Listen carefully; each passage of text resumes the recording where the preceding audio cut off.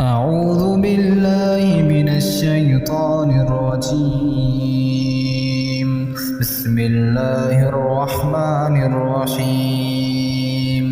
ورد الله الذين كفروا بغيظهم لم ينالوا خيرا وكفى الله المؤمنين القتال وكان الله قويا عزيزا.